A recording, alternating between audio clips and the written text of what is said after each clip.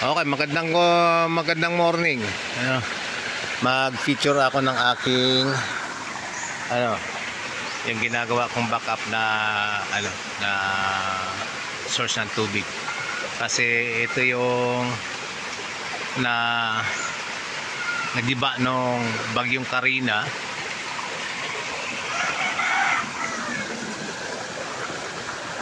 Itong na to, balon ito ngayon na naayos ko na kahapon. Syempre hindi ko na videoan dahil sa ako lang mag-isa na tapos may nagpapatugtog kahapon. Ay hirap mag-video nang nakaka-copyright na wala naman silbi. So yun, ito kasi last year lalagyan ko na ito ng bomba, yung manual pitchil na bomba. And gumagana na dahil na ako na to, na simento ko yung kalahati. Unfortunately nung bagyong Karina na wash out, so wash out ito lahat, natabunan. Kaya hinukay ko siya kasi I was hoping na sana ngay natabunan lang yung yung bomba ng tubig. Hindi ko na hinukay ng kasing lalim nung dati kasi kinakap ako, mukhang wala naman talaga yung yung pitchil na bomba. Kaya yun, inano ko na to, tinapos ko na. So hindi to kasing lalim nung last year, pero sinigurado ko nang matabunan ko na kasi baka ako dumating na naman yung point na umulan na naman, di ba? Magkanda hulog na naman ito yung malalaking bato. Luging-lugi na naman ang effort ko, So ayan, hindi ko na siya masilip, medyo na talaga siya, madilim na at marami na ako nailagay na harang kagabi. Pinilit ko matapos to, inabot ako ng gabi actually para lang tapusin to. And may nagbabadya na naman kasi mga low pressure kaya baka ako masayang yung effort ko kaya pinilit ko na siyang matakpan. Kasi man ay sana wag na nang malagyan uli ng malalaking bato para hindi na ako mahirapan maghukay if ever na And sana mailagay ko tong malaking bato dito sa gilid. Meron pang ibang bato doon na sana nga madala ko dito. Baka makahingi akong tulong kung salang hindi ko kaya, para may gilid dito and para hindi na iagos uli, hindi na uli mai-wash out ng if ever may dumating pang mga bagyo. Pero ang gagawin ko dito, tatakpan ko na itong ibabaw nito. Sana nga masimento ko bago pa man dumating ang bagyo. And ang gagawin ko dito, lalagyan ko yan siya ng sa gitna ng butas para sa future na malagyan ko, doon ko ilalagay yung water pump.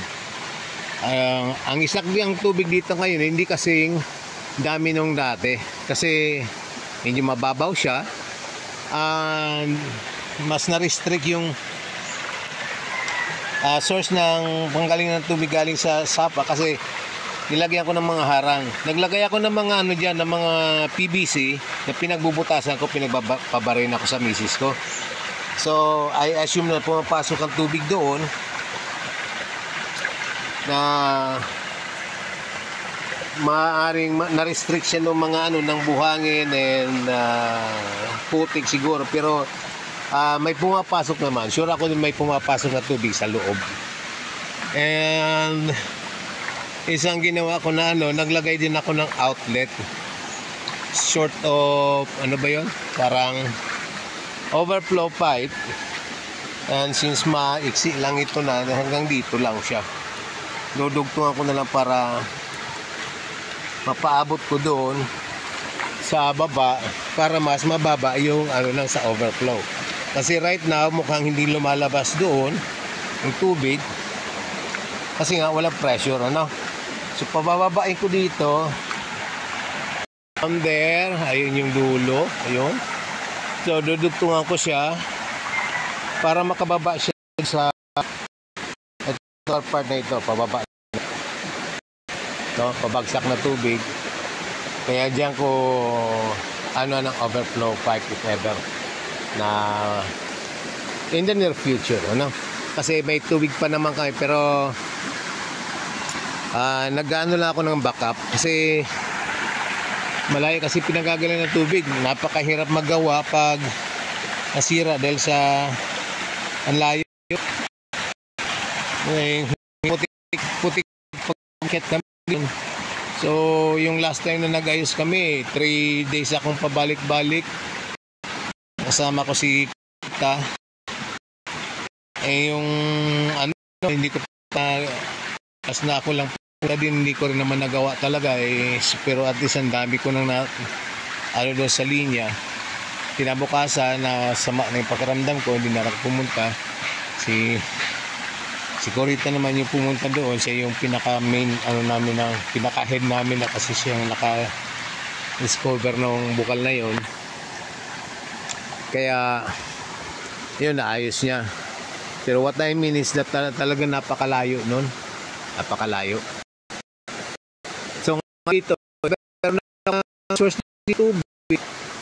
Kung makutubig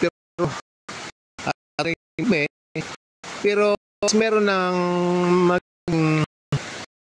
kukuha ng pang ano man lang sa banyo, no? Baka pwede pa nga pampaligo. At least yung pang ano man lang sa CR, sure na yun na meron. Pag matagal na tumining na ito, pati pang hugas ng pinggan, ay sure na yun na meron. Kung malakas ang water pump, baka pati maglaba, doon na lang. Pero akin guarantee kasi nga maliit lang yung imbakan ng tubig. So if ever, doon kasi sa unahan, yung may bukal doon na ano ng mga ano ng ayun, meron nga naglalaba doon at meron yatang naliligo. So yun, ayokong i-focus para naman respect. So yun lang, ano ko lang para doon nagigiba ng tubig. Pag hindi maulan, medyo kaya naman dayuhin. Pero pag maulan, maputik, madulas, ang hirap mag-igib ng tubig. Pero if ever naman, wala kami makuha na talang tubig, edi doon na rin lang, dadayuhin na lang para doon maglaba. And doon na rin lang sasalok ng pang inom, pang anang sasaing, pwede. So ang intention nito talaga, pinaka-purpose nito is backup lang talaga. Hopefully mag-materialize. So yun lang. Tingnan natin konti. Ayan, ano pa, kita-kita pa yung mga butas. Nasilip pa nga yata yung tubig sa ilalim. Not sure kung makita sa video. Tinapos ko ito, inabot na ako ng gabi. So isesemento ko yan, bahala na. Nasayang yung effort at pera at oras ng pag-ano nung last year. Pero try again. This time sana naman it's a lot better. Alright, so yun lang. At update lang ako. Pakita ko lang mukha ko. Okay, salamat.